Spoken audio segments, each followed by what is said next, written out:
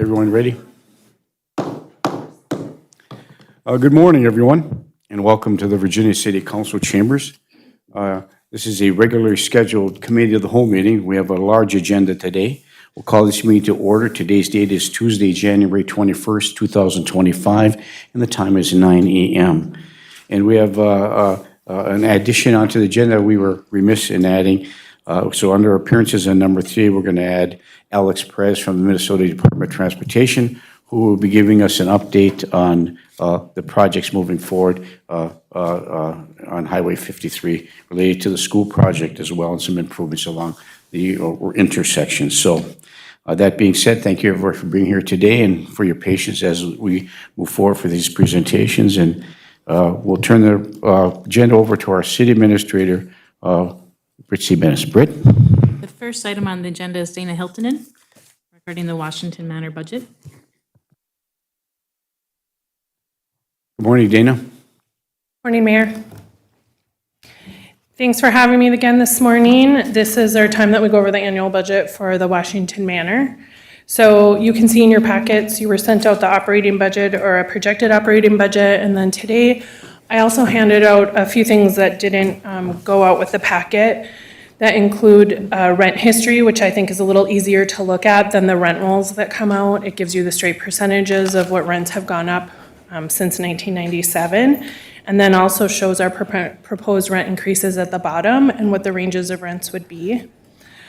On the second page is a budgeted income statement. That's just as of the end of November based on our fiscal year.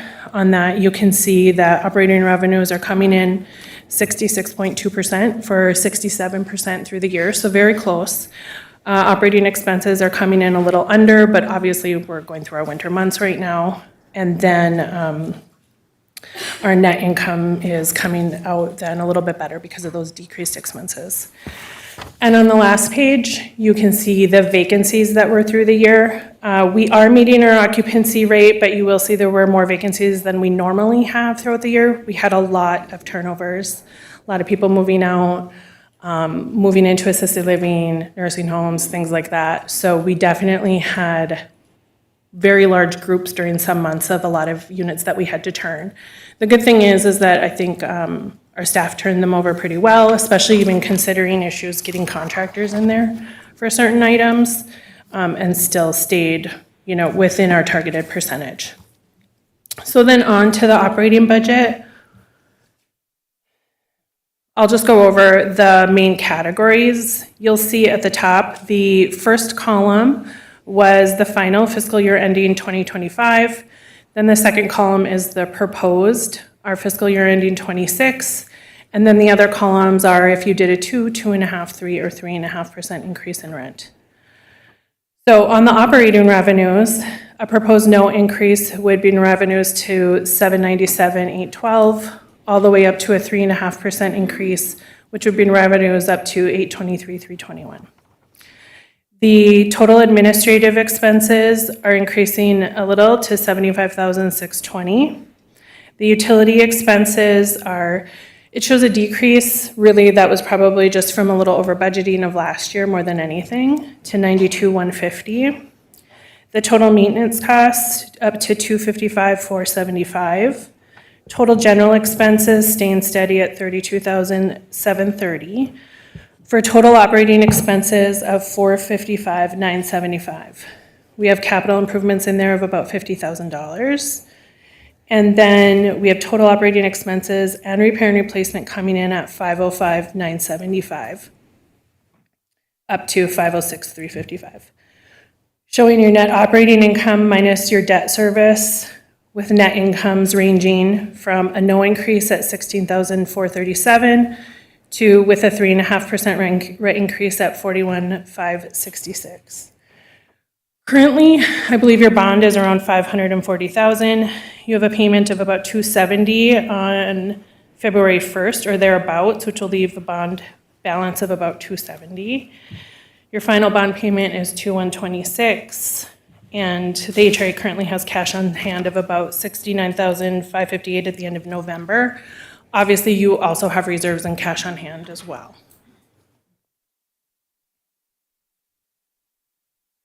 So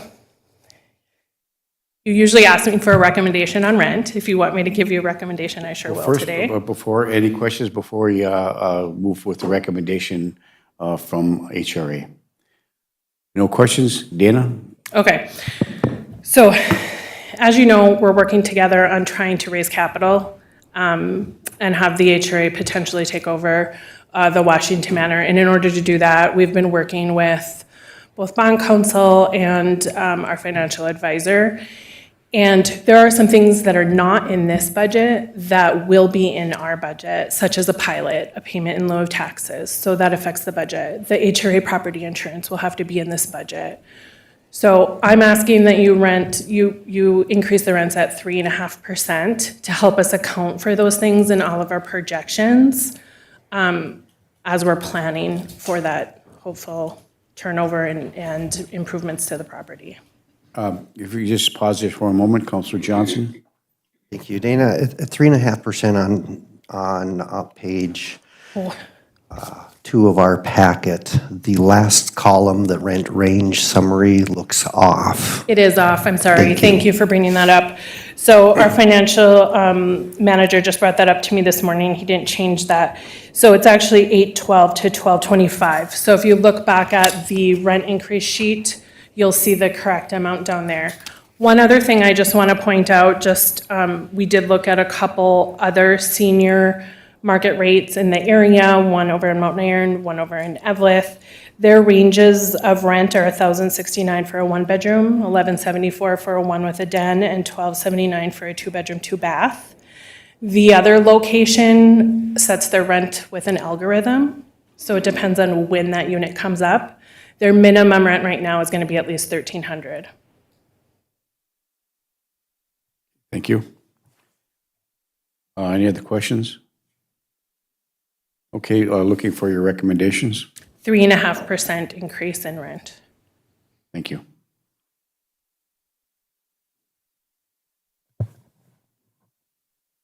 Councilor Johnson? Thank you, Mayor. And the 3.5% helps get us to a place where you can, as we've been talking about, possibly HRA taking over and working together long-term to get the city out of the rental business. Yeah, so the 3.5% allows us to get into a place that looks like budget-wise that we can hopefully bond for the amount of capital that we talked about previously at a previous meeting. And have enough, well, I don't know that it's enough room, but have a little room for some additional vacancy while capital improvements are being made to the building. Because if I remember right, we're talking about hundreds of thousands of dollars for specifically the heating upgrade. Millions. Millions, okay. Yes. I was trying to be generous. Heating upgrade alone, probably about 1.75. For the sake of moving this forward, I will move the recommended 3.5% increase. Support for discussion. Councilor Johnson moves to approve the recommendation by the HRA for a 3.5% increase in rental rates for the Washington Manor, supported by Councilor Motley. For discussion, further discussion, Councilor Motley, and then we'll move around the room. Thank you. Dana, I just want to say every time you come here, I appreciate your thorough explanation and just laying things out black and white, for at least me anyway, and everybody else. And thank you for all you do. Thank you, Mayor. Thank you, Councilor Motley. Councilor Freely. Have the residents been met with? Have this been communicated to them? Have they been apprised of these potential increases? Of the potential increase of a 3.5? Yes. No. So typically, we raise the rent every year at this time of the year. You know, in the last year, like last year, it was raised 3%. We send out communication after the council approves what they want to do with the rents and the budget. Well, there's no anticipation on their part at this point in time. They always anticipate an increase. Okay. Okay. Thank you. I think I can safely say that. Do they like an increase? No, but nobody wants their rent increased. Dana, I have one question. In addition to the monthly rental increases, or the rates that they pay and the increase that we're contemplating today, what other expenses do the residents incur at Washington Manor? They pay cable, they pay electricity, and then if they have an indoor parking space, they pay for that. Thank you. Any other questions from the council with respect to the recommendation by HRA or anything in the budget report for discussion? Seeing none, there's a motion on the floor moved and supported to increase the rates for the Washington Manor at 3.5% as recommended by Dana Halton, the director of the HRA. Is there any further discussion? Hearing and seeing none, all those in favor signify by saying aye. Aye. Opposed? Motion carries. Thank you. Thank you. Thank you, Dana. That was shorter than the last few years. Very good. Thank you very much for that report. Okay, Britt, next item, please. The second item on the agenda is Sean Lewis from Kraus Anderson and John McNamara from World Architects regarding our Virginia Public Safety Center. Thank you. Once again, Mr. Lewis and Mr. McNamara, good morning. Thanks for making the trip up, and let's hear some good news. Good morning, Mr. Mayor, councilors, and staff. Always a pleasure to be here. Again, my name is Sean Lewis. I'm a senior project manager with Kraus Anderson Construction, here to provide a short and sweet update for the new Virginia Public Safety Project. I have some exciting news, and we've made some really good progress this month, so I'm happy to share that. And we also have one change order to talk about, and we have a project overall budget update also to go through. And we also want to talk a little bit about planned solar PV array that has always been part of the project. We wanted to provide an update on that as well. And then it's a chance for any questions. Very good, thank you. Yes, of course. So interior wall framing has started. That's the big highlight I really wanted to start with today. And Happy New Year, by the way, too. This is the first time I've been here since the New Year. This is a really exciting milestone for framing to start inside the building. It means a lot of other things have been done that we'll also share as well. What you see here are some of the dorms on the upper level beginning to take shape. And we also have concrete slabs are also nearly finished, which is another really big milestone on the project. Like I mentioned, the months of January and February are going to be really, really good months for this project at this point.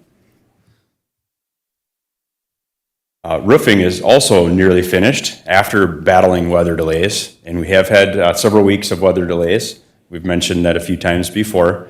We're looking close at our schedule, and we'll be back later to share if we need to recommend extension of the finish date at all, and that'll likely be in the next couple of weeks. We'll have some kind of recommendation for that.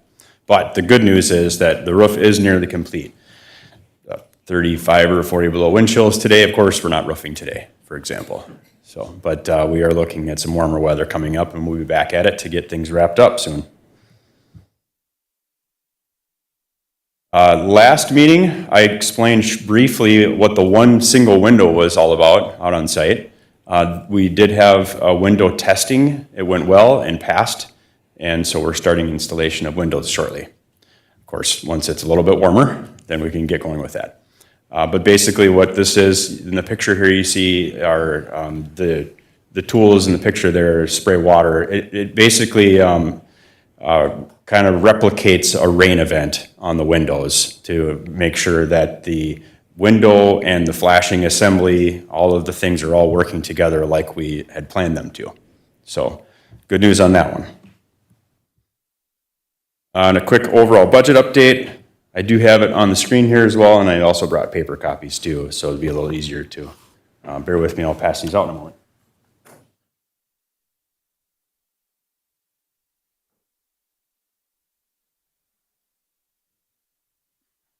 The paper copies will make their way around. I do want to point out only a handful of updates to the budget. Shouldn't be any surprise for anybody. Just wanted to just provide that update on those things we changed. Again, the overall total project budget is the $33,579,000. You can see in the next slide, two slides, I will have more specifics on the contingency amount remaining on the project. But you can see here as well, we've got $788,000 of contingency amount remaining still on the overall project. And if you flip it over on the paper copies on the back side, there's more information there. Those are where the lines I wanted to talk specifically about this morning more.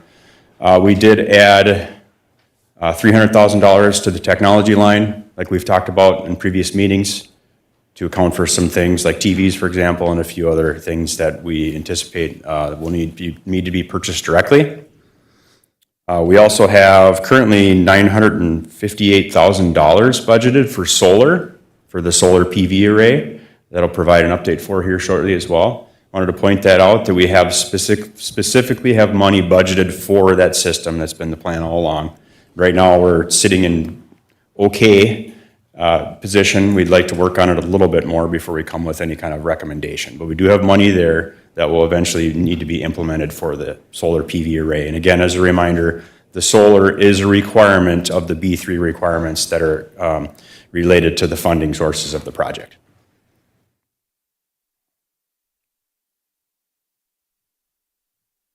Okay, next slide. Again, I collapsed our change order contingency lines getting long enough, or it would be pretty small up on the screen. So I collapsed the lines specifically that have only changed since our last meeting. The one new one that we had a few where KA picked up a few odds and ends that we needed for clarification. We've got a street light that right now is it's conflicting with one of the entrances. We're working on some alternative measures for that to come up with some solutions that are a no-cost solution or a little bit less costly. And then we do have the one SI-20 for the roof details to talk about today. That's a $5,049 change order request. And then, like you can see, we still have $788,000 of contingency left to pay for that $5,000 change order.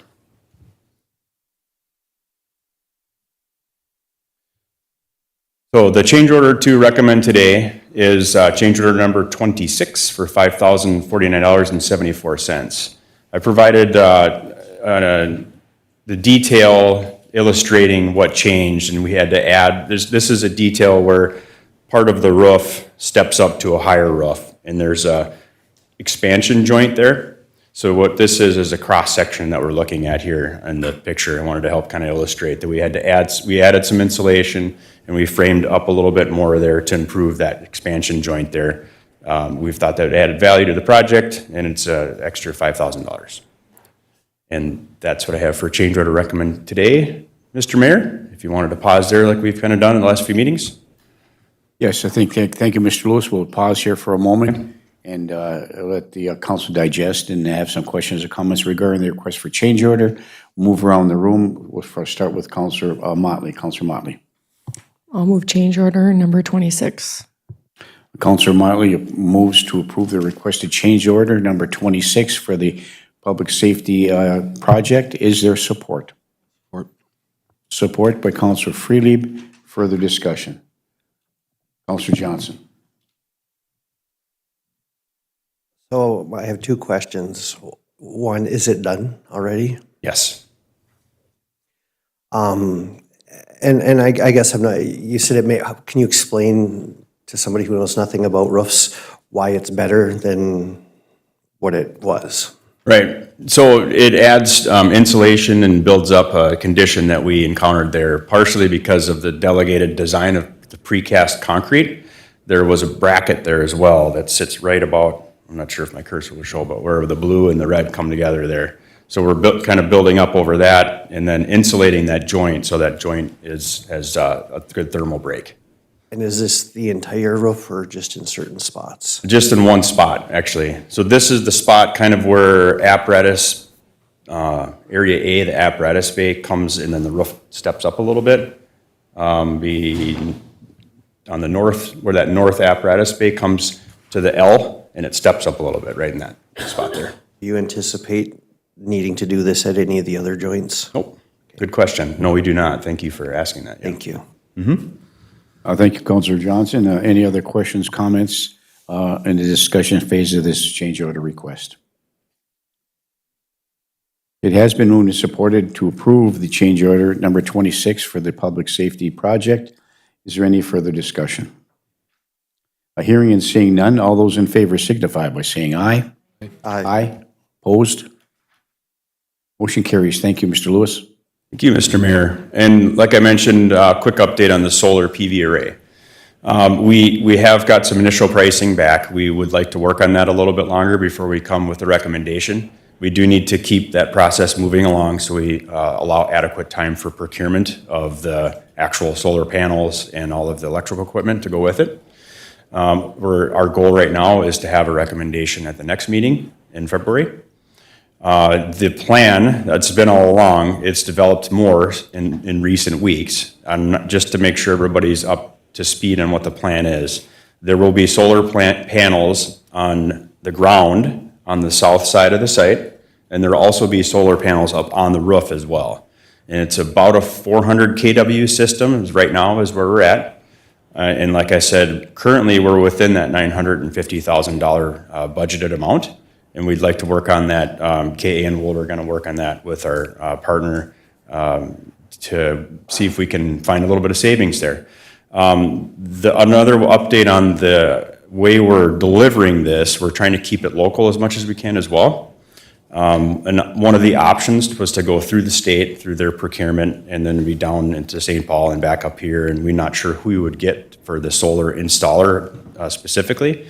So we're trying to go with a local subcontractor that's already on the project that does solar, and right now it's going well. We're happy with the results so far. And like I said, we have a little more work to do together as a team, and we should have a recommendation here in a couple weeks. Thank you. I have one question with respect to the solar panel. You know, it's a required B3 compliance in order to accommodate the requirements of the state of Minnesota for the bond funding that we receive for this project. Correct, sir. So for the solar panels, there was some discussion about the city actually purchasing it separately from the project cost so that we can glean the benefit of the tax break with respect to that, number one. And then number two, is there a requirement by the state of Minnesota as to what kind of solar panels we purchase? For example, do they have to be, or is it a requirement they be manufactured in the United States of America? And, or is it, are there certain recommended vendors for this project? I understand the installers are potentially coming from the project labor force you have now. Yes. But with respect to the purchase of the solar panels themselves, are there any requirements by the state with respect to this? And this is for the public's edification as well. Take that one. Thank you. Mr. McNamara? Maybe give John a chance to talk a little bit too this morning. Very good, thank you. Mayor and council, the original discussion was to try to use state procurement for it. Once we understood who we had on the project as a local person that has done this type of installation, we utilized the same project specifications that we were going to be using with the state of Minnesota. And the current contractor that's putting a price on it is following those requirements. So it's basically shifting it from having the state procurement folks do the bidding for it to having Kraus Anderson do the bidding for it. So it aligns with our project procurement and it simplifies the coordination on site. So I believe that there's some savings in that as well, especially now that we know who we have as a contractor for it. Does that answer your question? It does, Mr. McNamara. Thank you very much. Thank you. Any questions with respect to that part of the presentation? Okay, Mr. Lewis? Yeah, so looking ahead and wrapping up the presentation here, we'll be finishing roofing systems, like I mentioned, concrete topping slabs and slab and grades we'll be finishing, and metal stud framing. We have several weeks ahead of us of metal stud framing for the interior walls. Also mechanical, again, MEP is an acronym for mechanical, electrical, and plumbing rough-ins, window installation, overhead garage door installation, and John also reminded me too, after going by the site, some of the wall panels on the outside have gone up as well too, so that's kind of exciting to see that part of the finished product. So overall, the project's going really well. That's the main thing I wanted to report. We're in pretty good shape, and now we just need some warmer weather. That'll come eventually. Any questions at all? One question for me. You have a time frame with the opportunity to tour that facility for the elected body to tour it? Yes, sir. Great question. I was hoping to do today, but again, the weather slowed things down a little bit. Right now, we're hoping to do something in February.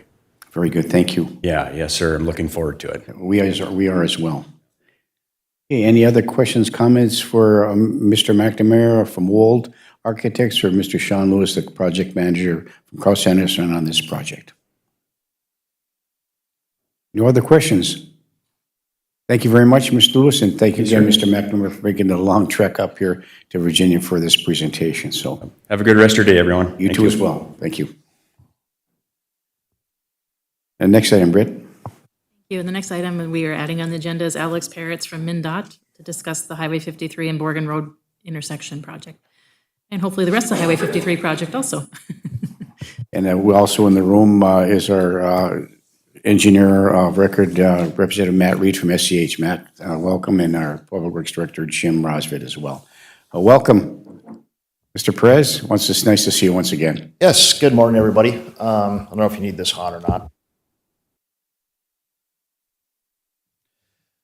So yeah, I'm here, give a quick update of kind of where we're at with our project and just the exciting stage that we're at of getting near to have this bid out. So right now, we have final plans put together. They're actually out being advertised right now for contractors. Our project is being bid on February 5th right now. So we've been getting some questions in from some of our contractors.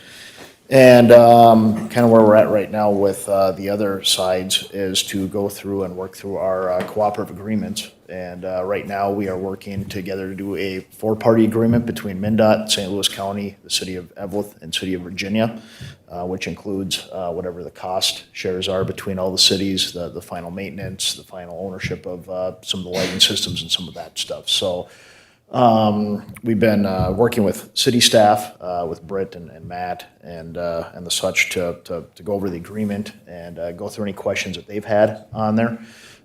So where we're at right now is we're hoping that the city, as part of the agreement package, as a resolution for them to, for you to pass the resolution to be able to move ahead with this. I'm also meeting with the City of Evelyn here later today to do the same thing as I'm doing here. So just, I guess, opening it up for any high-level questions or any detailed questions that you have either on the project or on the whole agreement process.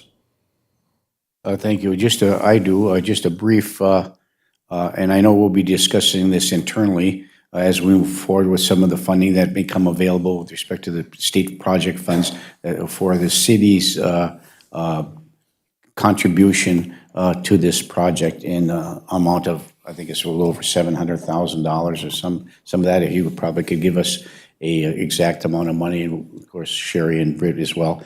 So we'll be looking at what our participation obligations are and where these funds are coming from. So for the sake of education to the general public and for transparency, we're looking at a financial obligation of approximately how much money, Mr. Perez? Right. So what it shows on the agreement right now is about $722,000 is the total for the city obligation.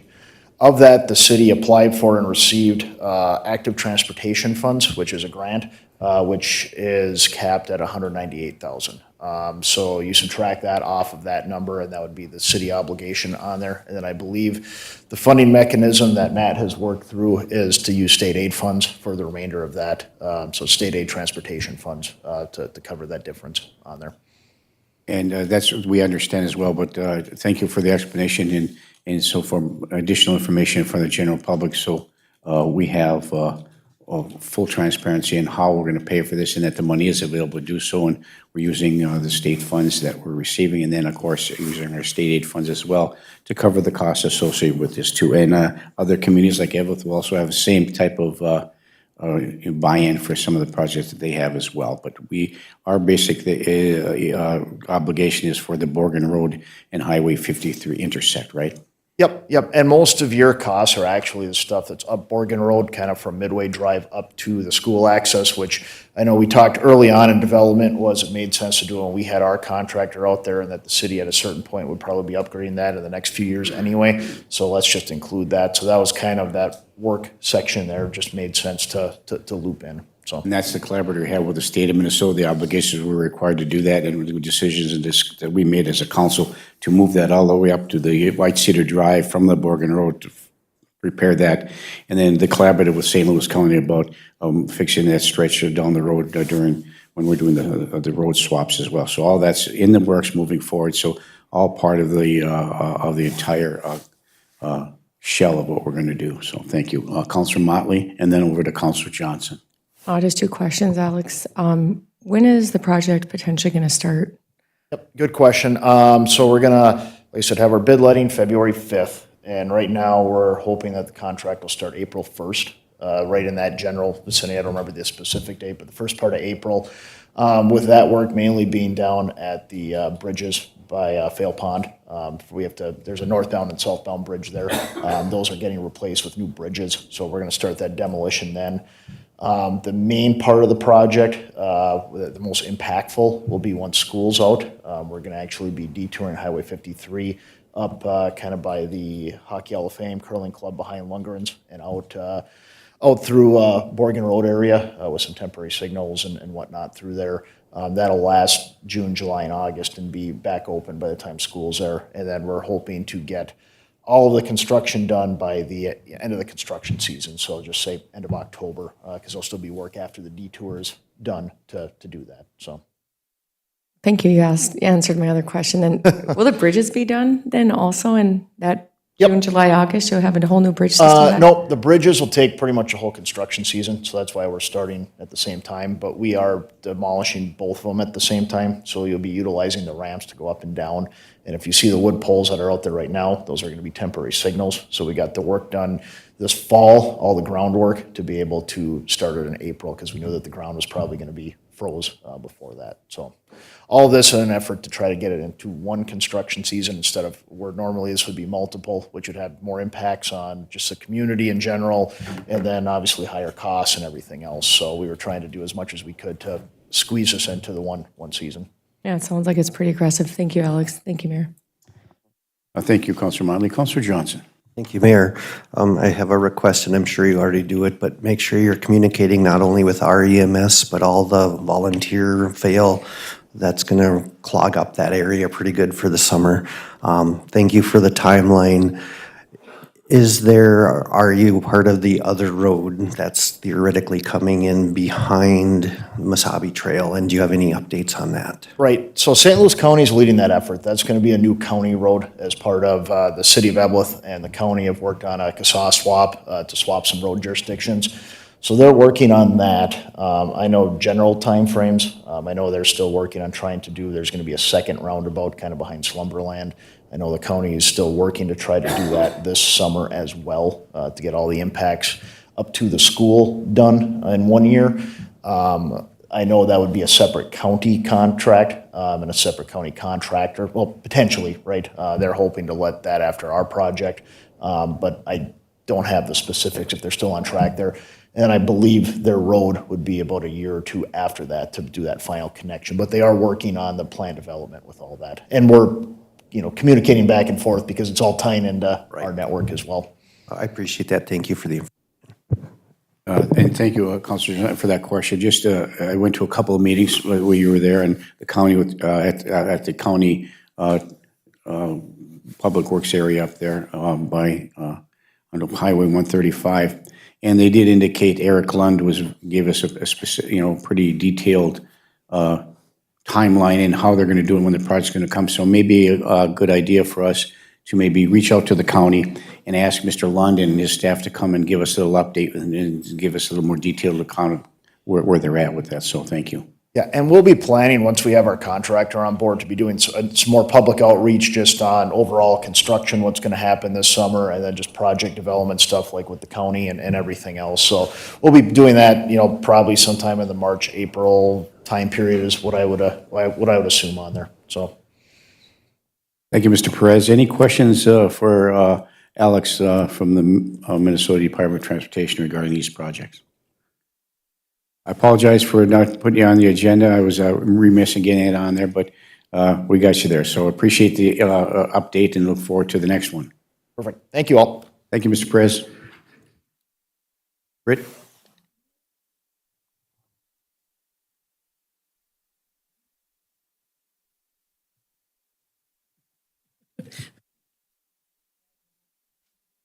Here. Thank you. The next item is review the financial reports for December. Thank you. They're not final, just a reminder. Okay. We had the meeting this morning and went through the financials. We're doing the work we need to do, trying to get some additional information, clarity, transparency to the public, and there's some excellent questions and clarity from finance and our city administrator to the council. Any questions, comments, concerns, any discussion that the elected body has with respect to that meeting this morning? Councilor Paulson. Thank you, Mayor. It was very helpful this morning when we went through the financials for December or through December to have the balance sheets available. So Sherry, I just wanted to say thank you very much for that. It helped understand where we were at with each of those funds and what we need to accomplish in 2025 in planning. And one thing that I didn't bring up during that meeting, I just wanted to address the credit card statement that we receive, Sherry, from you monthly. And there is a purchases over $3,184 from Domino's Pizza on various dates throughout November and December. And I'm assuming those were for the Iron Motors Event Center. I'm wondering what the reason for the expenditures, the continuous, they were almost daily expenditures. You're reselling Domino's Pizza in the concession stand rather than frozen pizzas? That's the first time I've seen that many charges for Domino's on anyone's credit card.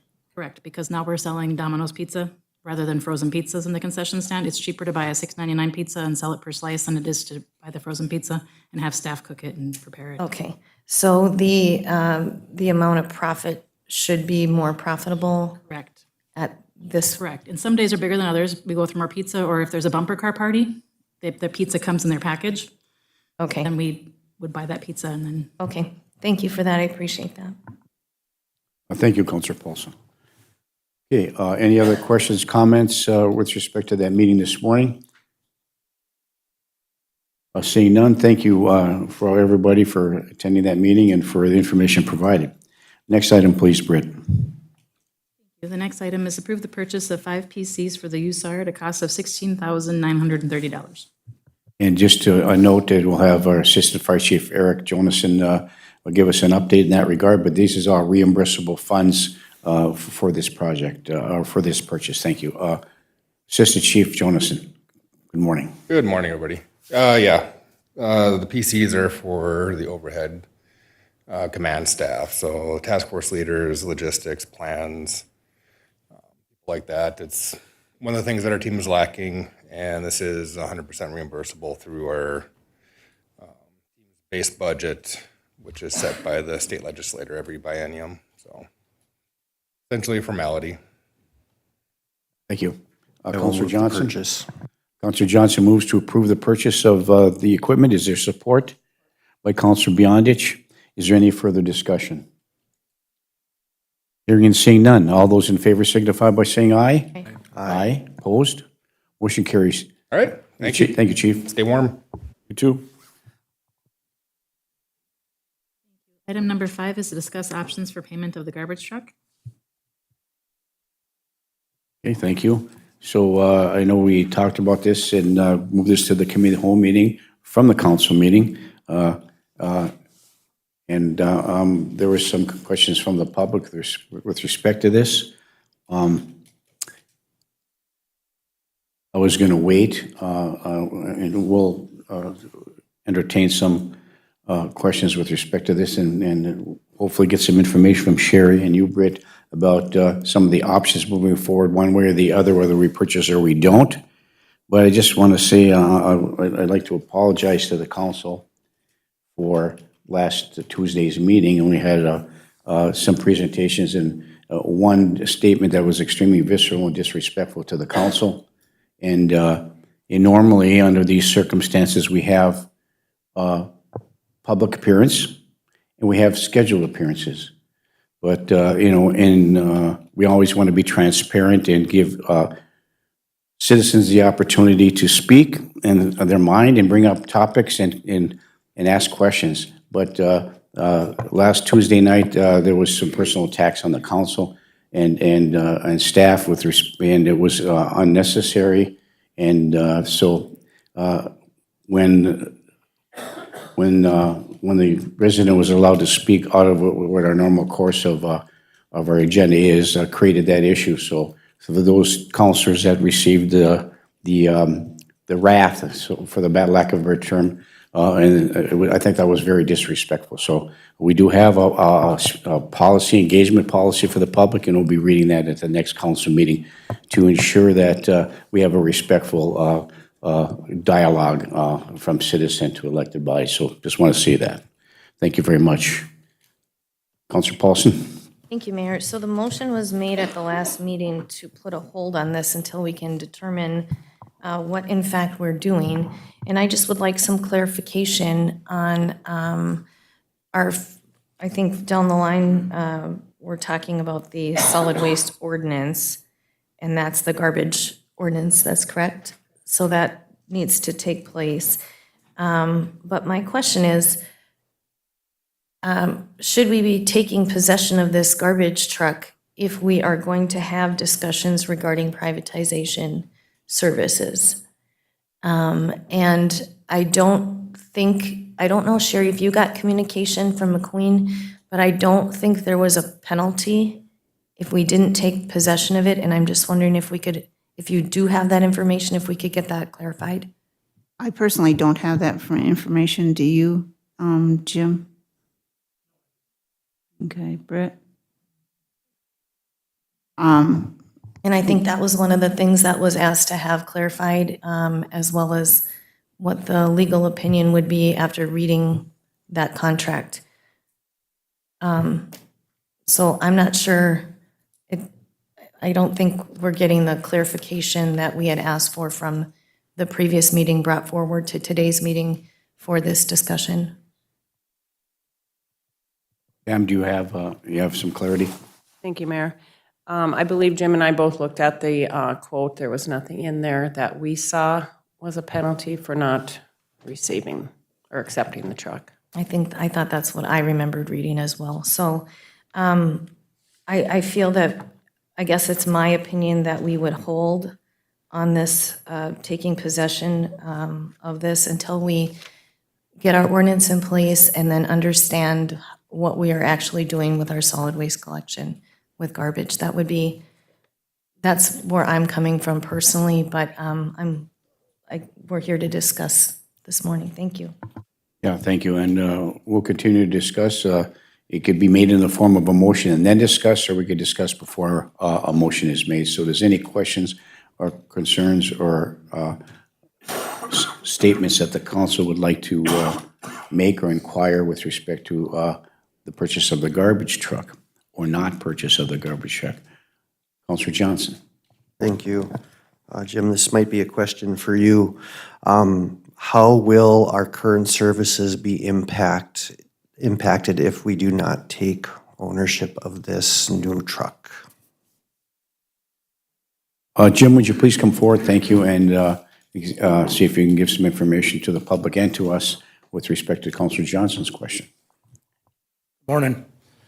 Morning, Jim. So you're seeing in regards to, can we continue run garbage service or? Just in general, if we say, no, we don't want this truck, and McQueen isn't willing to hold it indefinitely and they sell it off because they've produced it and they need to, if we cannot get another garbage truck within a timely manner and we keep things as they are, or even if we don't get changed over to the potential, what does that look like for services in town? I believe it would be a bad judgment that we didn't take it. We are running 2 older trucks. We do keep a spare both of those spares were, both a garbage truck and a spare were down yesterday. So we didn't finish a route. And we did make the assumption, you know, and we've been sitting more than 5 years. I believe that truck's we look at replacing them about every 5 years, I think, is what we've anticipated in the past. And I think we've gone 7 or 8 years on this last one. And same with that spare, so they're getting more use and they're out there, so.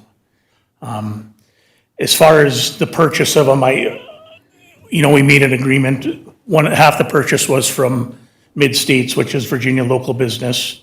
Half was with McQueen Equipment. So I feel that we're held to making that purchase. And I oppose the garbage going away. You know, I don't really want to get involved with that right now. But from what I see and what we're doing, I don't feel it would be a good decision. Thank you for your input, Jim. I guess my other question would be the feasibility of if we accept this, and I see there's other options here about leasing. Is there the available, do you, I guess, Britt and Sherry, do you think another municipality would be willing to purchase a slightly used garbage can or a garbage truck at a market rate, considering the lead time is 2 to 3 years?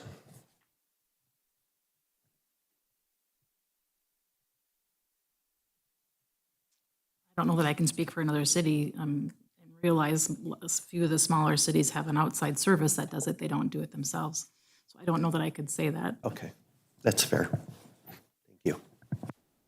So just to clarify, if I may, so in talking with your staff, Tom Horton, he's he had provided some information regarding the potential time. It's still under construction. It's still going to be a while before it gets delivered.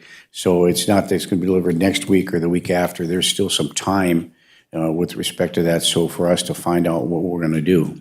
So just to let you know, it's not an immediate thing where it's going to come next week. Right? They're still building it. Yes, that is correct. I know last week they were, in fact, ordering fenders and things like that for it yet. So there might have been a miscommunication problem or something there. Somebody heard that it was to arrive on, I believe, last Monday, where we haven't seen anything permanent yet on its arrival. Things have been quite a ways out. We anticipated our service truck to be, it was out another year before we just received it, so.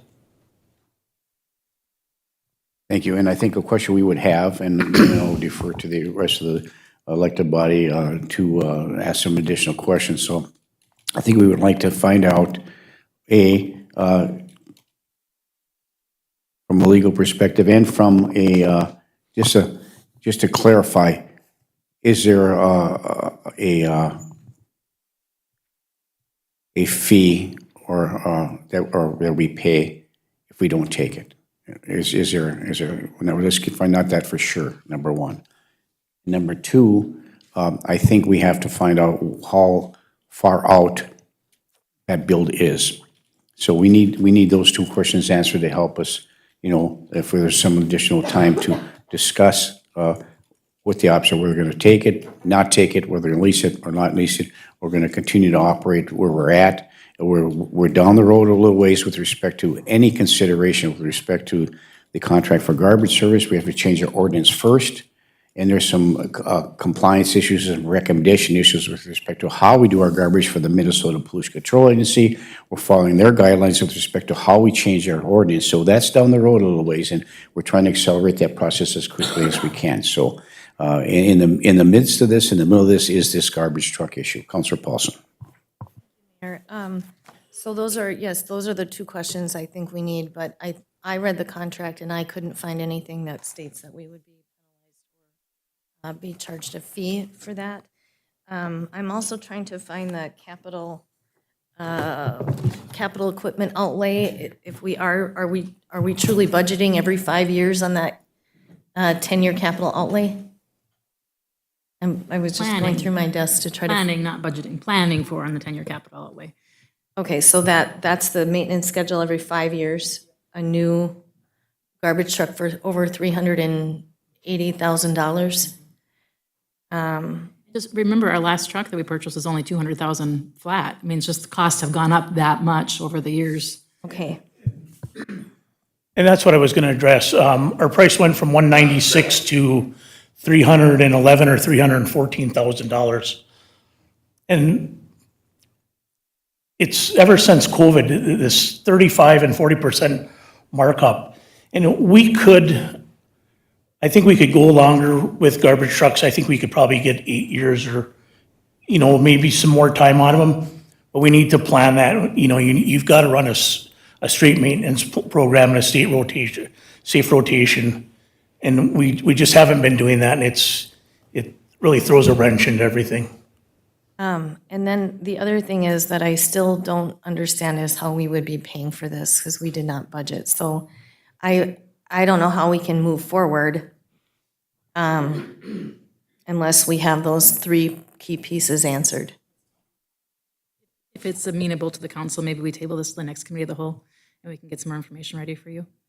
And in the meantime, then we'll be working on the ordinance as Ordinance, well. ordinance. Okay. And that's all I have. Thank you. I'd make the motion to table this to the next committee of the whole. I'm sorry, the motion once again. I apologize. To table this topic until the next committee of the whole. A motion by Councilor Motley to table this additional discussion until we get some more information for the next committee of the whole meeting. Is there support? Support. By Councilor Beyondich. Is there any further discussion? Hearing and seeing none, all those in favor signify by saying aye. Aye. Aye. Opposed? Motion carries. Thank you, Jim, for your input. Thank you. Item number 6 is review the travel policy.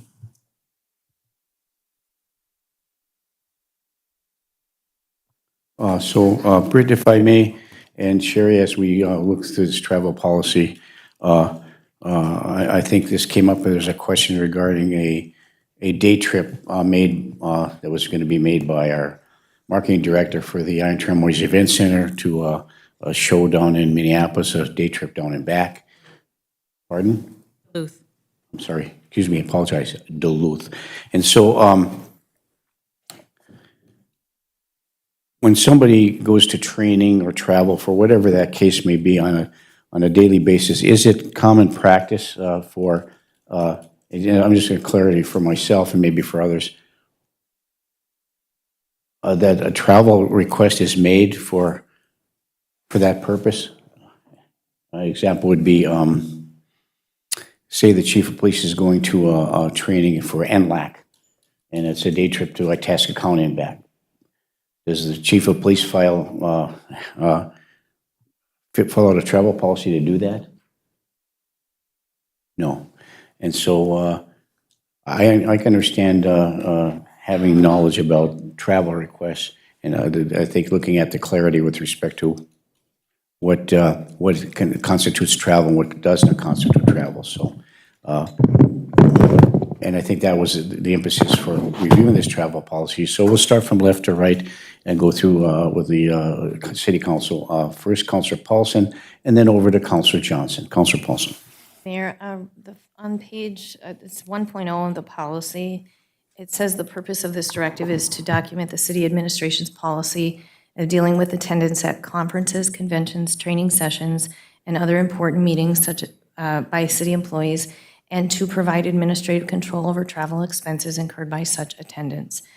And I think I wanted this to be reviewed mainly because we have a new member here, but in light of an email that we received, I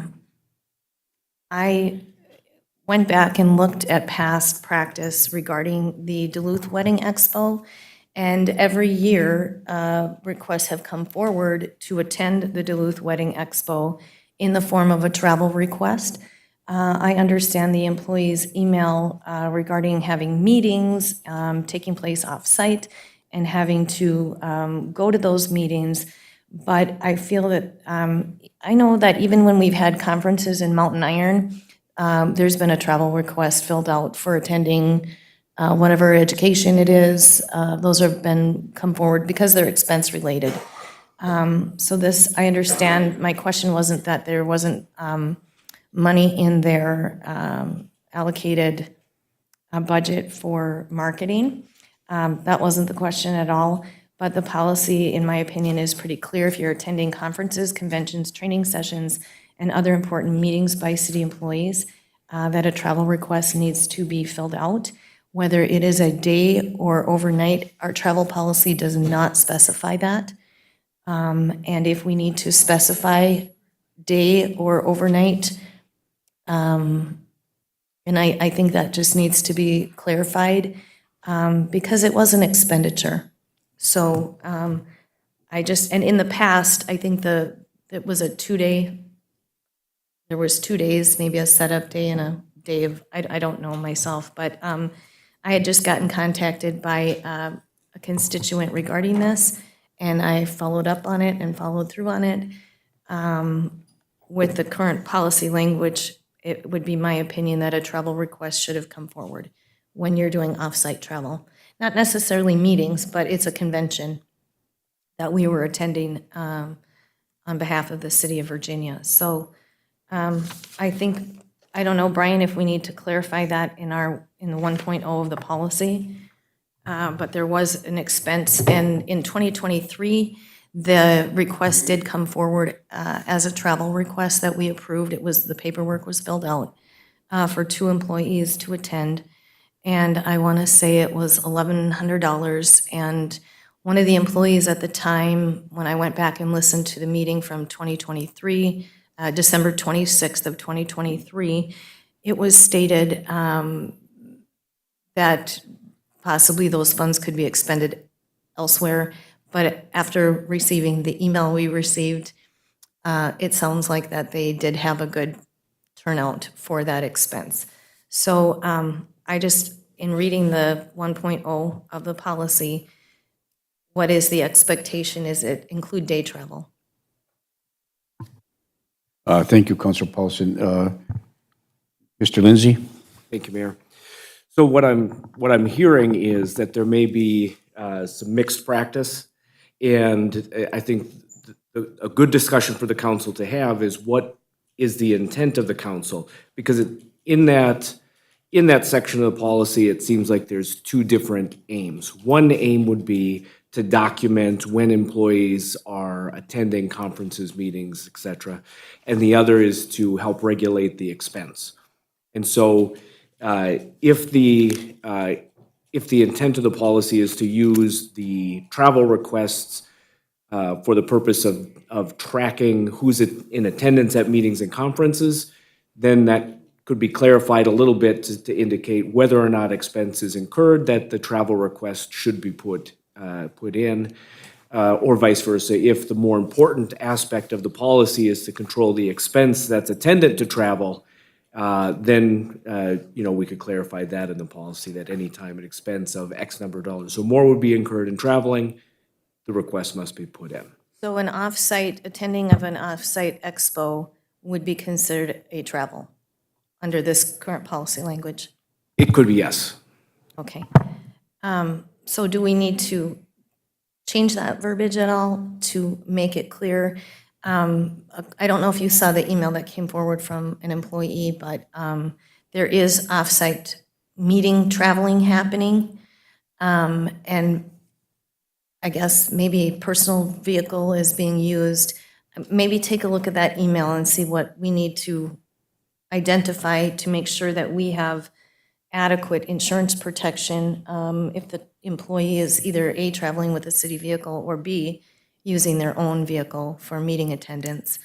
But I guess I would like whatever recommendation to include in the language for traveling.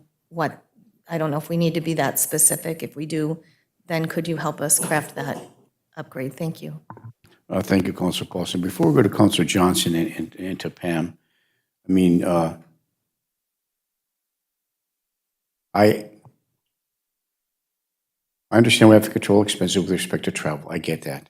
I think a simple solution to clarify this particular travel policy is, our city minister has the authority to spend a specific amount of money and determine if this travel is necessary. So to simplify this, if it's a day trip or a 2-day trip, whatever it is, limit what that travel expense would be. If it's anything over $500, you have to get a travel request, no matter what it is. So there's some of the options to consider moving forward. Before I go to Councilor Johnson, our city clerk, Pam Ledbeam. Pam? Thank you, Mayor. In my past experience as being the city clerk and discussion with other various cities, best practice is to at least complete a travel request so that someone is aware for liability purposes that you would be leaving the city to go wherever. So I think more for liability reasons, it should be at least filled out and given to department head or whoever would be in charge, so. Or Britt, and, so Britt would be able to sign off on it if, depending if you want to set an expense but I think just the liability issue is one thing to consider. Thank you, Pam. Documenting is one, approval authority is the other, so both those things we should be looking at to the expense of what gets approved, as opposed to making sure you document filling out the performance. So that's best practice. Thank you, Pam. Councilor Johnson. I feel frustration when we're having this discussion because one of the ways we're going to make the Iron Trail Motors event successful is by outside marketing. And we have had discussions in this room about the need for outside marketing and needing to go downtown door to door and all number of things. And the email we got documents how marketing is being done for the Iron Trail Motors Event Center. The policy needs to change to allow for this very specific MAPE position to be able to leave at the drop of a hat and go to Duluth and meet with somebody and come back. Or go to Grand Rapids and meet with somebody and come back, with the potential of generating revenue for our building. I don't know anything about marketing other than the little bit I've done. I've not gone to school for it. I have not studied it. I have not done continuing education for it. However, I know it's a face-to-face thing. That has been said in this room multiple times, that when you're doing marketing, it has to be face-to-face. It has to be sitting down, having a soda or a coffee, and having a discussion back and forth. If we want our building to be successful, we need to write a policy, create the policy that allows for that. We cannot be micromanaging our marketing department when they are the ones who are bringing in amazing things. The email specifically states in here that this council declined a travel request. However, that travel request, the marketing department took it upon themselves in collaboration with supervisors to go anyway. And because of that, we're going to be seeing some extremely beneficial income to this city and that building. We have to get to the point where we allow our staff to do the jobs they need to do when they need to do them. So I am all for the marketing folks and the people who understand marketing in our city to create a policy line or paragraph that allows for that. Our police chiefs, our fire chiefs, even Jim, don't have to go at a drop of a hat to negotiate contracts and then come home. But in the marketing world, that is a real day-to-day thing. It's how marketing works. It may be a 7 o'clock meeting because that's when the CEO of XYZ Corporation has freedom in her schedule to meet with our marketing person to sign a naming rights. So with that being said, I will make a motion to direct staff to work with the marketing folks to create a travel policy that best reflects the way they can do their job. Okay, you get that motion, Pam? Motion by Counselor Johnson to direct staff to develop a plan with respect to the policy of marketing, particularly at the Ontario Motors Event Center. Is there support? Support. Support by Counselor Freely. Is there any further discussion? I do, real quickly, not only does this make sense to apply to look at it from the perspective of the Iron Term Motors Event Center, but also the overall travel policy for any travel that gives some latitude to staff in which to make these approvals. The recommendation from our city clerk is that they document, they fill out a form, that's fine. But the approval process based upon change in travel policy should dictate some latitude there. So that's the motion on the floor. Further discussion with that specific part of the motion. Councillor Paulson. Thank you, Mayor. And I think that's what I was asking to have clarified. I'm not pointing fingers at anybody or trying to prohibit anyone from doing their job. I'm simply stating of what our policy currently states and that it needs to change. And I think traveling to and from a meeting is different than actually attending an expo or a convention. So we need to, Brian, if that could be clarified as we go forward crafting this. And there is, I don't know what the expenditure, Britt, do you know what the expenditure was for the Duluth Wedding Expo? So, and I feel like, when we're looking at overall expense to the city and traveling, yes, they do have a marketing budget for that, but at least we need to understand what the cost on that is and when those dates of travel would be, even if it's during the day. So it would be my opinion that the language is already in here because it was, I don't know if you'd call it a convention. Wedding Expo is a convention. And in the past practice had been to come and get a travel request. I'm not saying we would deny it or whatever. I'm just saying that's what our policy states. And I would like to see the language just maybe differentiate if you're attending that versus having a meeting. I think, when I worked at VRMC, I was off-site all the time. And that was through the city of Virginia. So I did not have to get a travel request to go on site with the doctors that I was bringing in. And I was using my personal vehicle. But I think we need to have some language clarified in there.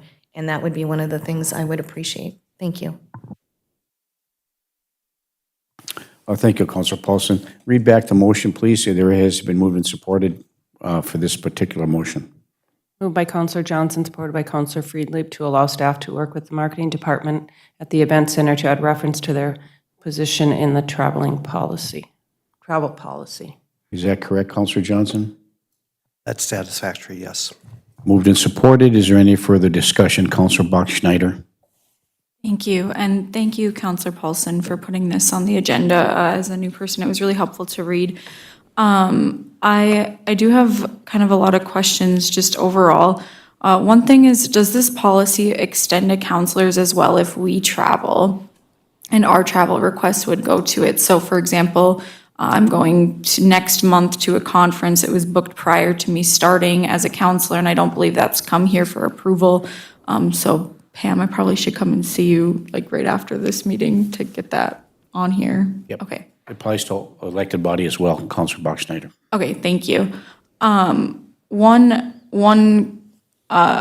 support Counselor Johnson's motion, but one thing I would also want to consider is really outlining this to kind of say that, right? Like, how does this affect everyone, and how does it affect counselors? How does it affect all departments, and what does that mean?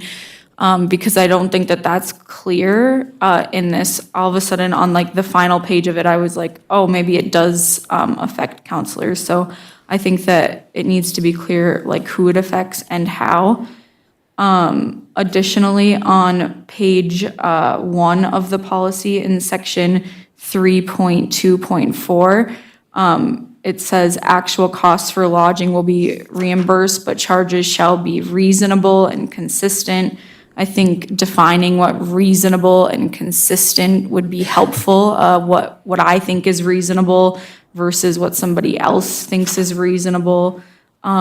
is not always the same. I think on page 2, we have high-cost locality versus low-cost locality. How do we make that determination of what a high-cost versus low-cost is? So I think that there's a lot of things in here where it's just not really clear at all. But absolutely, I agree in exactly what we're saying. Like when we're going to a meeting and we need to close a deal, that flexibility should be there. I am wondering though, if a city vehicle is available and somebody chooses not to use that city vehicle and they use their personal vehicle, would they be reimbursed mileage if that is available? Because it sounded like that was an ask in that email received. It has been reimbursed in the past, simply because there was no city vehicle available for travel. But there's not a city vehicle Well, available. we have a city vehicle, but it's not necessarily available for travel. It's available for use for whether it's inspections of buildings or whatever, but we don't have a vehicle specifically assigned to be utilized by staff or personnel for travel, unless it's a city vehicle which they're assigned, like the Public Works Director has a city vehicle, could use that to attend these conferences as well. But as far other employees who don't have a take-home vehicle, there's not really one available for us. So it's sometimes personal vehicles are used and under the umbrella of our overall umbrella of our insurance. We're covered under that for liability, and they also get reimbursed based on the state recommendation for reimbursable expenses for mileage. Okay, thank you. My final question or comment, I guess, is if the council denies a travel request and somebody chooses to attend anyways, it sounds like that there still is some sort of manager sign-off. There's still a city liability if that person is attending on behalf of the city, right? That person's traveling there in a car. If the person was to get in a car accident or do something in that case, there's a liability. So I do have a lot of concerns about that. And so I would like to see something in the policy to talk about liability when traveling on behalf of the city going places, and what that looks like. I'm not sure, I mean, Brian, that I'm gonna toss that to you of how we would approach that. But that's what I have. So thank you. Yeah, thank you. And I think the clarity is, we'll refer to our legal counsel. There's been a number of occasions where I have traveled to the mayor's conferences because I knew that the council wasn't going to approve because we had an issue with respect to the budget, particularly the 2024 budget. And so traveling on my own, whether it's if it's not approved, even though you're traveling as representing the city for additional information or additional training, if it's denied, I took it upon myself, and I was made it clear that I wasn't covered under the city's liability insurance as a result of that, because it was a denial by, so you were not technically representing the city, even though you feel obligated to do so. But I'll defer to Brian some clarity on that. Brian? Thank you, Mayor.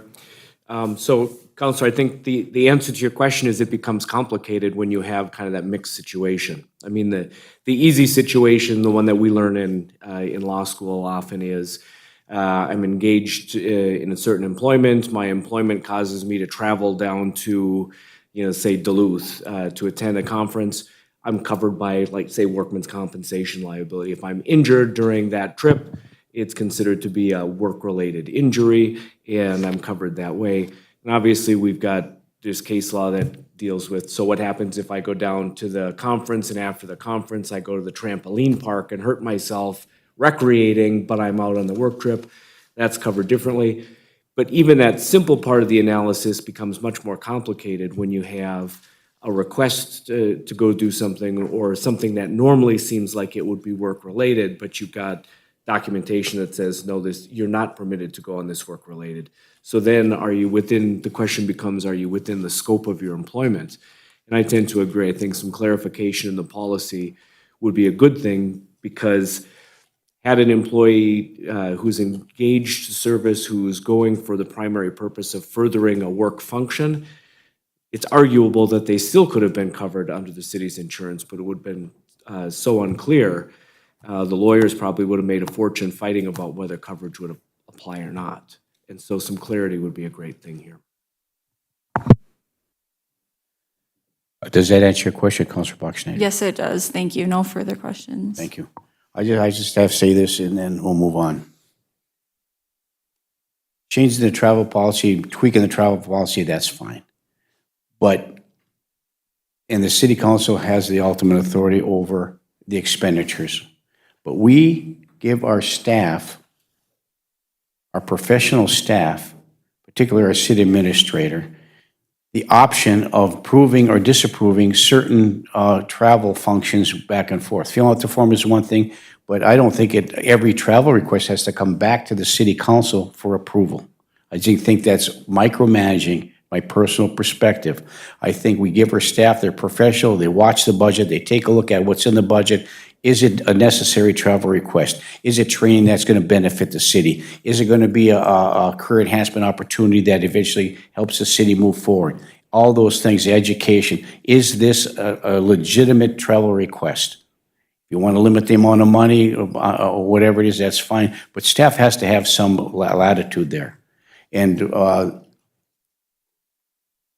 speaking from past experience, if it was an overnight travel and it was over $500, it had to have a travel request. If it was under that, my supervisor had the option to approve or deny based upon all the criteria that's already established in what the necessary needs are. And that's what our city administrator and our staff do. They're responsible to ensuring that these are legitimate training or travel requests moving forward that's going to benefit the city. So I don't think every travel request has to come back to us for approval. I think when we change the travel policy, that should reflect that as well. And then the recommendation by our city clerk that at least you fill out a form to document, I get that. But as far as approval, not all approval should come here. Why do we have staff then? So thank you. Councilor Paulson, then over to Councilor Johnson, then over to Councilor Paulson. Councilor Johnson. Thank you, Mayor. And to answer, the mayor kind of touched on it. The state and federal guidelines indicate reimbursement rates for vehicles when there's other vehicles, right? And they define what a high rate city is. Usually it's metro areas, that kind of stuff. So that is all defined in both federal and state law. I want to just touch on training for staff and counselors. When the council does not allow for training opportunities for counselors and because they can pay for it out of their own pocket, that creates an inequity based on income and social status. I cannot afford to go down to a Minnesota league without city reimbursement. I just can't. So last year, I was unable to attend any formal training because the council deemed that they could pay for it out of their own pocket. You've got to be. We need to be careful that we're not, as people get elected to the council, that we are not excluding people based on their ability to pay for training and such. And just for your information, Councilor Boxnader, several years ago, we did approve a city employee to be on the clock, travel across the ocean, and do a conference. So it is not unprecedented to get people to be approved to be off, but yet still travel on the city's insurance and such. Thank you, Councilor Johnson. Okay, Councilor Paulson. Mayor, so Pam, I'm just wondering if we could maybe have you collaborate with Brian and maybe some examples from other cities, if you happen to have those, or since a lot of the travel requests you put on the agenda, maybe you might know that if you could maybe work with Brian to find things that maybe we can pull out and utilize. And I actually disagree that the travel policies should be voted on by the full council and not by, I think that's how we've always done it, haven't we? We've never had administration approve a travel request on their own, have we? Only if it's basically online and they aren't traveling. Yeah, so I would like to continue that where they come forward on the consent agenda and follow the policy language. Thank you, Mayor. Thank you. Thank you, Counselor Paulson. Counselor Beyondich? Thank you, and this will be short and sweet. When a constituent comes to me with a concern of what is happening in the city, I do feel it's important to bring it to the council and discuss. I work for the public, so when somebody comes to me with a concern on city issues, I do bring it to the full council. Thank you. Thank you, Counselor Beyondich. Okay, did we vote on that motion? Okay, read the motion back, please. Moved by Counselor Johnson, supported by Counselor Freelieb to allow staff to work with the marketing department at the event center to add reference to their position in the travel policy. Okay, motion number 1. Is there support?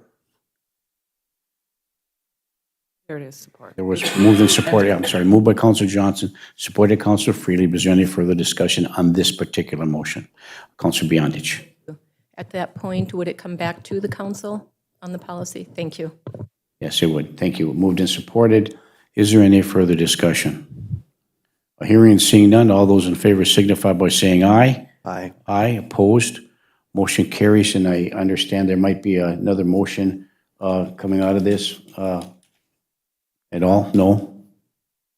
To include Pamela being our city clerk in the discussions with our city attorney, that she might find some additional resources. Yeah, so do we need that in a form of motion? We do not. Thank you, Counselor Paulson. Okay, anything else with respect to the travel policy? Next item, yes, we voted on that particular motion, but any additional information with respect to the travel policy, Counselor Bachschneider? Will, in those discussions, will there be updates made to the full policy in respect to everything and not just to the Iron Motors Event Center, and it will come back? Okay, thank you. Yes, that particular motion, but the additional information that's been discussed here today. Thank you. Thank you. Okay, anything else with respect to the travel policy today? Next item, please. Item number 7 is notice for council on interview appointments for commission. So move. Sorry.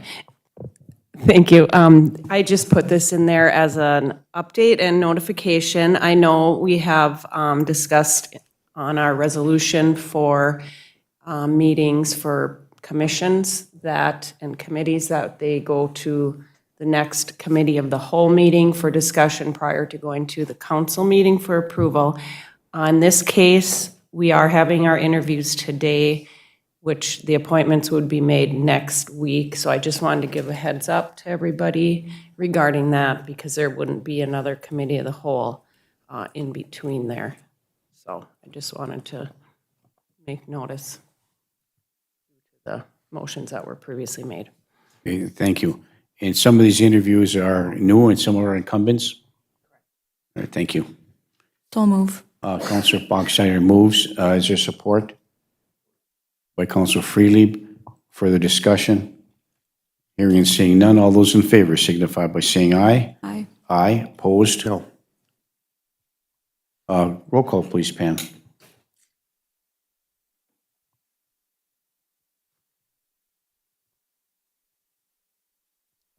Freedleap, Aye. Huffy, Aye. Johnson, No. Motley, Yes. Paulson, Aye. Beyondich, Bachschneider. Aye. A motion passes 6-1. Thank you. Next item, please. Item number 8 is to set a public hearing for the floodplain ordinance, which we're proposing February 4th, 2025 at 8:30 a.m. Okay, thank you. This is to set a public hearing to discuss the floodplain ordinance before we implement it. So moved. Move to approve by Counselor Motley. Is there support? Support. By Counselor Bachschneider. Is there any further discussion? Counselor Paulson. Thank you, Mayor. And I just want to clarify, is this, is it a recommendation we do this, or is it required? It is. Because when I had gone on, after the flood, I had gone onto the FEMA site. It was on the Minnesota Department, I think, of Natural Resources, and then it was a click-through where you could apply for the FEMA insurance. I think it was like $350 a year or something. And it said, click on your county, and I don't know if you put your zip code in there, but it had already designated us as a floodplain. So I want clarification, is it mandatory? I mean, it says we have to hold a public hearing. But if we do this, are we interfering at all with the general public's private home insurance? Does this change anything by designating it as a floodplain with any homeowners or businesses' current existing insurance policy? Like, will it negate that? Isn't the floodplain ordinance a recommendation to have an ordinance in place in the event that there's another flood? We have the ordinance in place that will be eligible for some of these funding and maybe some reimbursements in the future. Isn't that the purpose of this? Jenny?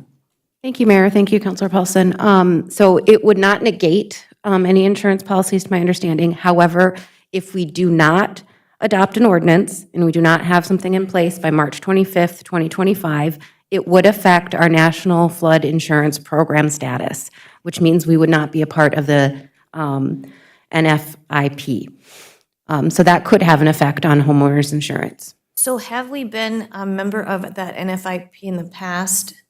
Since 1975, we have been a participating community. It's my understanding that there were flood maps available back in the late 70s. What happened in between there, I'm not sure. They were old, what we used to consider stipple maps. They were paper maps that basically had tiny little dots that would maybe indicate whether something was in or not in the floodplain. For as long as I can remember in my professional career, I've been told that we would be getting updated floodplain maps in St. Louis County. That has now happened. We have a limited area of study within the city of Virginia that has been mapped. So now is the time where we must implement an ordinance if we want to maintain that status. Okay, so, and this is like, is this the first time they've ever said you must? Since we've been, since the 70s going forward, we have been a part of that floodplain? It's the first time we've had mapped floodplain within the city limits. Okay. And we're sure that it's not going to negate any homeowner's policy? If we do not, and perhaps our attorney can help with this, but if we do not enforce this, or if we do not implement an ordinance, then it would affect possible homeowners insurance policies. Okay. Is that correct? Mayor, if I may. Yes, Mr. Lindsay. Counselor, I do agree with that opinion. It's amazing what the insurance companies know about floodplains, and us putting an ordinance in place isn't going to surprise them at all. But what it will do, it will solidify our legal standing. So I think it is a good idea. Thank you. Thank you. Anything else? Okay, we have a motion and a support. Is there any further discussion? Hearing and seeing none, all those in favor signify by saying aye. Aye. Aye, opposed? Motion carries. Thank you. Item number 9 is review the proposed cannabis ordinance.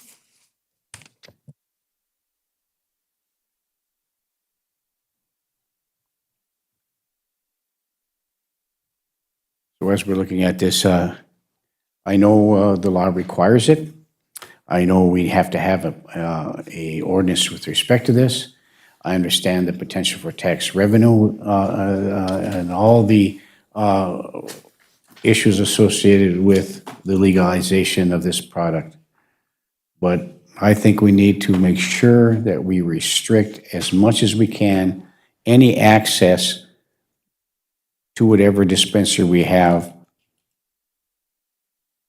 and use the maximum buffer zone to protect kids.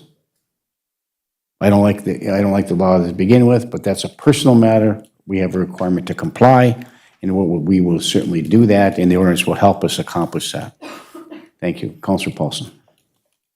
So I had emailed everybody the White Bear Lake link from the city clerk of White Bear Lake, and I don't know if everyone's had a chance to review that. Oh, yes.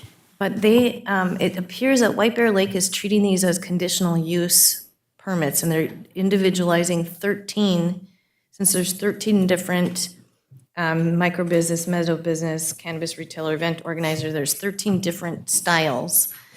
They are actually treating those as conditional use, and then they've incorporated zoning where those individuals can be located. And I understand we have the obligation to do one right at this current, unless the state meets their criteria or the county meets their criteria, then we would defer. We would actually defer to the county. I had a conversation with the League of Minnesota Cities, and the lady that I spoke to, I think she referred me to Mr. Hartnett. I don't know if you know, is it Nate Hartnett or Nate? And that we could give him a call for some clarification on the deferment. If the county does meet that 3, we actually don't need to, and we don't need to defer our authority to the county, is the way they are understanding, interpreting that. Okay. And then the other thing is, since a micro business, the meso business is the biggest canopy. It's a 15,000 square foot canopy for growth. And what we've done in our current ordinance is we've lumped micro business, meso business, cannabis retailer, and cannabis event organizer into a B2 designation. And a lot of our B2, if you look at all of the maps and the zoning in here, our B2s, a lot of them bump up against, like Virginia is a hodgepodge, let's just put it that way. So the way that White Bear Lake is doing it is they're going by each classification of a meso business. Where would we zone a meso business? And when I talked to the League of Minnesota Cities, they said basically treat the meso as the highest with the most, whatever you want to call it. Well, I don't know the word I'm trying to use, but it's the most square footage used, the most lenient of all of the businesses. And then if it has a retail endorsement, that, there's the retail endorsements we've got under B1, which is Central Business District. I believe that's Chestnut Street and a couple other areas, again, butting up to residential. And I know maybe people think this is a moot point, but even the League of Minnesota Cities agrees with me. When you watch the YouTube video from the state of Minnesota, it says there's going to be reviewed in 1 year, what the success is. So I wouldn't be surprised, and they said not to be surprised, if changes come forward with saying you need to fulfill more. So what I was guided on doing is that we should think into the future while developing the ordinance. And if the state changes, we would have to amend our ordinance, and maybe we reflect that in our ordinance, that we would have to adopt state statute language. But they just said you'd have to mirror the state statute. Or you can be I don't know if you can be stricter on this one. I don't know. That I don't know. But I just feel that the way that we're doing this with our zones, we're lumping all of this into a B2, even though we're only required to have 1. In the future, we might be required to have more, and we need to plan for that. And I'd like to maybe see a little bit more mirroring the White Bear Lake, how they're treating it they're treating it with conditional use. And then it's subject to approval. Does that make sense? Mr. Lindsay? Thank you, Mayor. It does make some sense. So I think as you think about it, whether we combined it all into one ordinance or separate it out into a couple, we've got a couple of different issues that we should think about. One is the zoning aspect of it. If activities are occurring in Virginia, where would we like them to occur? Where wouldn't we like them to occur? Where is the appropriate placement for those things? And then the second is license registration. The state will grant the license, and then the city will have some ability to register the license within the town. And those two items are distinct. In the planning portion of it, you want to make sure that your zoning reflects spaces where these businesses would work. As you alluded to, Counselor, the mezzo businesses are big operations. They're more, I don't know if it's the right way to say it, but they're more like industrial scale type businesses. There's a lot of space. They take a lot of resources. They produce a lot of smells we can anticipate.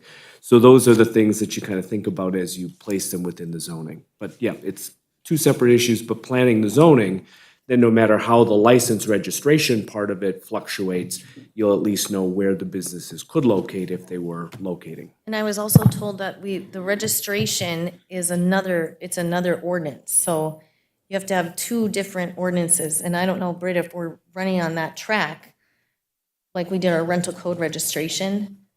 So you need to do a registration, and the state has, the Office of Cannabis Management has everything on its website that you can look at for registration guidelines to help us how we put it forward.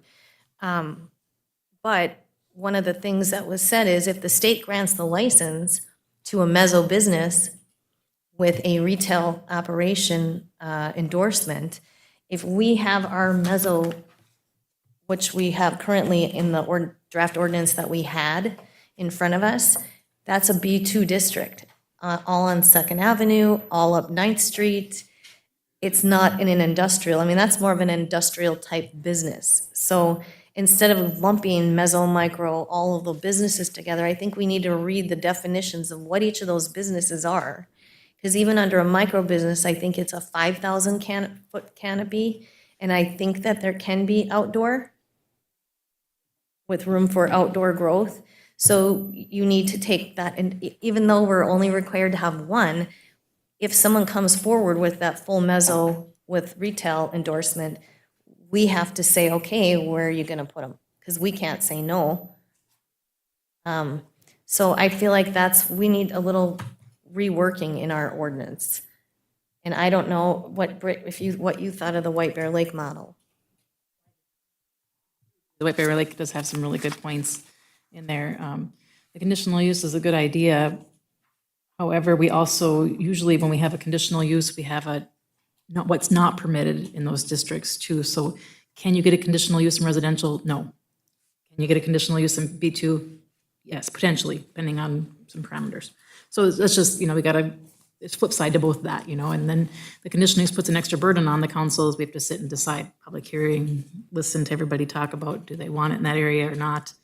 It's not always easy to deny conditional use if they have everything in place. Even though we don't like it, it's all there. Can you designate, like, no conditional use in R1, R2, Correct. B1? R5, R4, you can go, yeah. I mean, or because then you're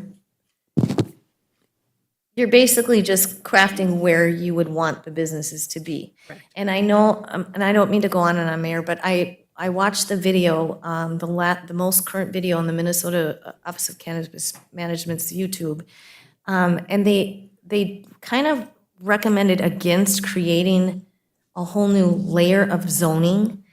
But when I talked to the gal from the League of Minnesota Cities, she said because Virginia is so hodgepodgey, like some of our industrial abuts right up to residential, like up on North Side there, right? So we have a very unique grouping of our zones. And she said, maybe you should talk to your city attorney and see if you should create a layer of zoning specifically around cannabis. So those are just some points that I had in my conversations from League of Minnesota Cities. Thank you, Councilor Paulson. Did you want to add some additional information, then we'll move on to the other? Thank you, Mayor.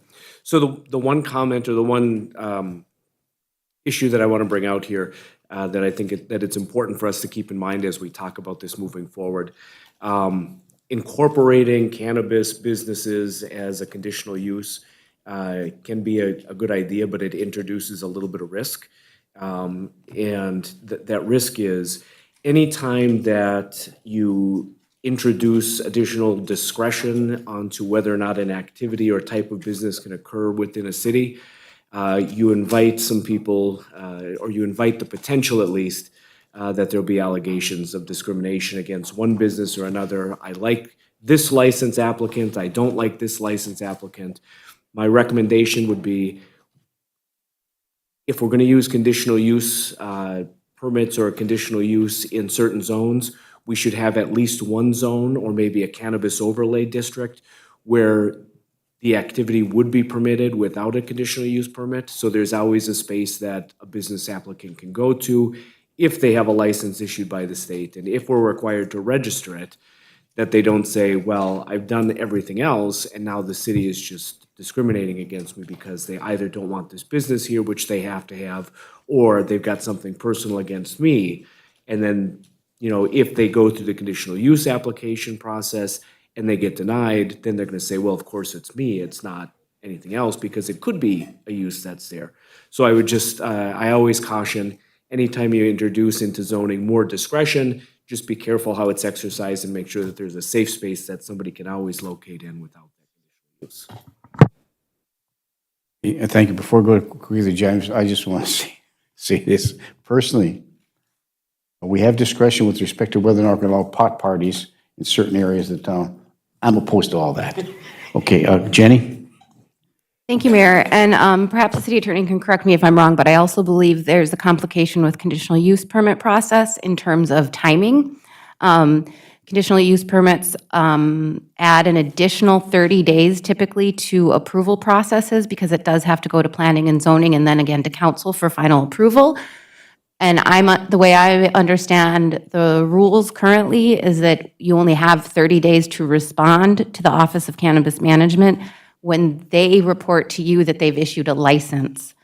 So there's a timing component in there that if we do allow them as conditional use permits, we may not be meeting that time component per statute.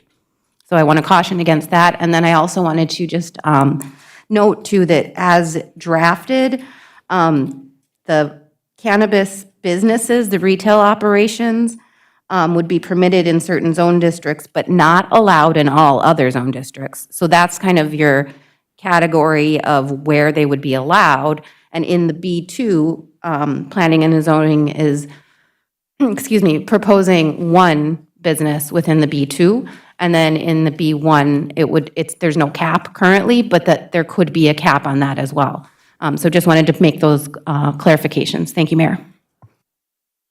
Thank you, Jenny. Very good points. Thank you.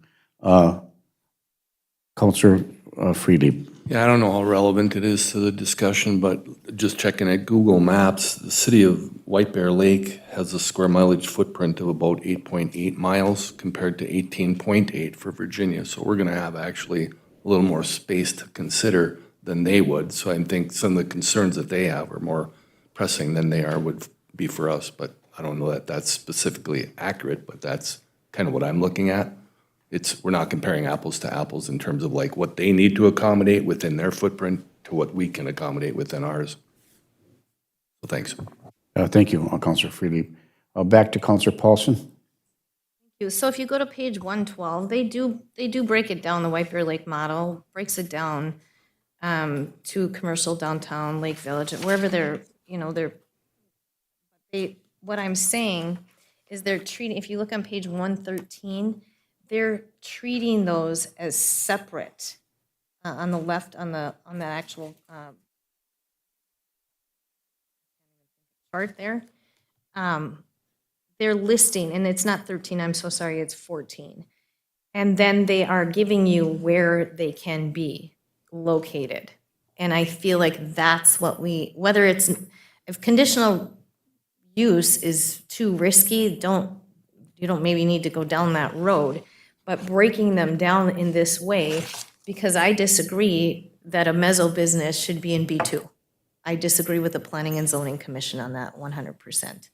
And I might disagree with a micro business with a 5,000 square foot canopy with potentially outdoor growth and the smell of that 5,000 square feet, what in a B2 would look like or smell like for those people that are residential off of 9th Street.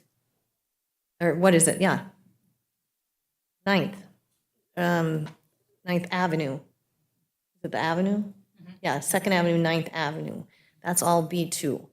So that's what I'm saying. I think we need to designate which of the licenses it is, and then where we would potentially, I almost think like a meso and micro would be almost light industrial or heavy industrial, depending upon how much canopy space they're going to be growing. And you need to take that into consideration with how much smell we think that we want. I mean, we don't have a choice. Virginia doesn't have a choice. If they come forward with a license, we need to say, here's where you can go.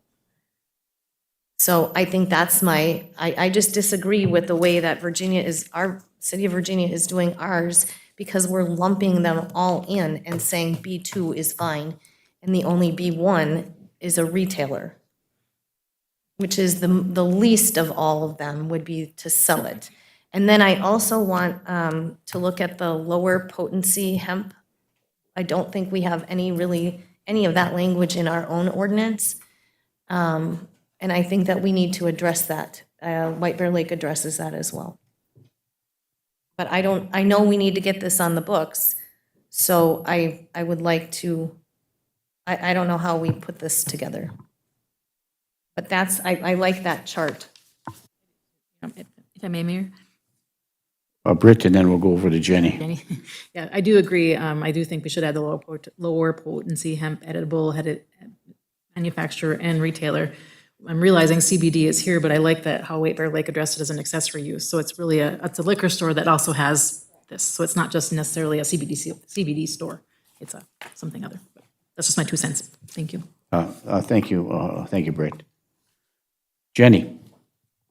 Thank you, Mayor. I did want to address the difference between the retail operations with the micro and meso business. So the way that it's broken out currently is modeled again after St. Louis County.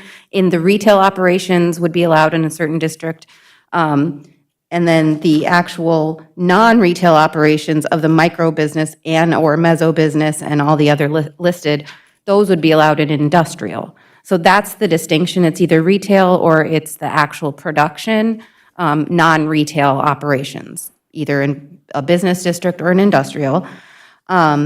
And then the lower potency was discussed at planning and zoning. However, they chose to hold off on putting that in this ordinance at this time. We can certainly make those changes. There is information on hemp-derived cannabinoid product compliance, and there's changes currently being made that they wanted to wait until those rules and regulations by the state, I think, were more concise to add those into this ordinance. However, again, we can still make those changes and add those in, but that's kind of the reasoning behind that. So I just wanted to make that clarification. And then the chart, again, yes, we can definitely break that chart out, break a chart out and show where those businesses would and would not be allowed. That's something we can definitely do. Thank you. Yeah, thank you, Jenny. Okay, so we have some work to do a little bit, and do we have some direction on making some tweaks to that ordinance before we move forward with, we'll need some additional discussion with respect to that, right? So we'll do that and take into account all the information that's been disseminated today and try to do what we can to include that in our next draft of the ordinance and ensure that we're complying with the laws associated with that and keeping in mind the health and safety of our public too, as where these are going to go. So I understand the issue with industrial being in for the meso and the non-retail, and in the B district for the retail, but breaking down that one section as alluded to by Councilor Paulson would be important to us as well. So anything else with respect to the cannabis ordinance right now before we move on to the next item on the agenda? Okay, seeing none, we'll go to the next item on the agenda, please. The next item on the agenda is the proposed solid waste ordinance updates. And as I noted in my memo, it's actually 3 separate ordinances that tie together that we would need to update: section 3.2, 6.35, and 10.01. 3.2 is a hefty update, so I included the original language, which is about 1.5 pages, and I included the proposed update language, which is 11 pages. Hefty changes to that one.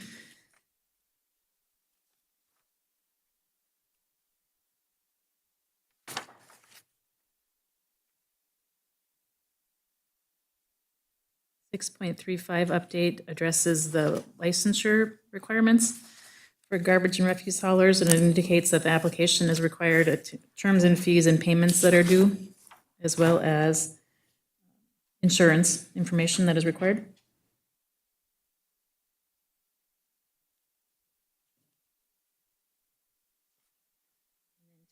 Zero one is what was added was penalties if there's a violation for storage, deposit, and disposal of refuse.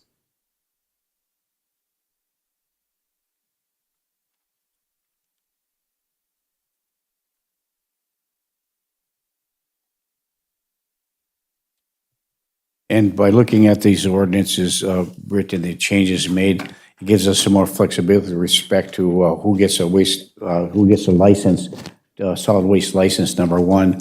It gives some flexibility for the city, number two, on how we provide our garbage service. And then number three, it also gives us the authority to adjust our, well, it's a rated, there's a ability to adjust our rates too, but the purpose is to comply with the suggestions made by the MPC. Is that correct? Correct. Thank you. Councilor Motley. On recommendations of the MPCA, I will move the proposed solid waste ordinance. Thank you. Okay, Councilor Motley moves to approve the solid waste ordinance as presented today. Is there support? Is this just a draft? The draft, correct. Just a draft. Approve the draft for this ordinance. Is there support? I'll support. Support by Councilor Paulson. Further discussion? Councilor Bjorkschneider.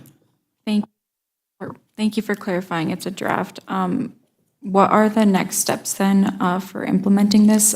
Specifically, I was going to ask on page 141 for ordinance 3.2, you have the section highlighted. I'm assuming because we have to establish a fee there, it looks like, so If that's something we choose to do, then I need to know kind of what a fee would be. Okay. And that was just more for my reminder too, to ask that. We try to set all fees by resolution, so we don't have to change the ordinance every time there's a fee update.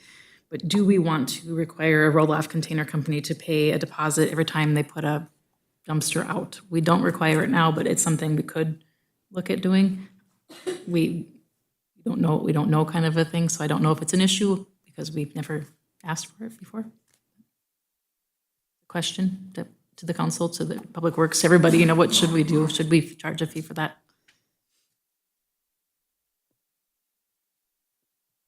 I also don't know.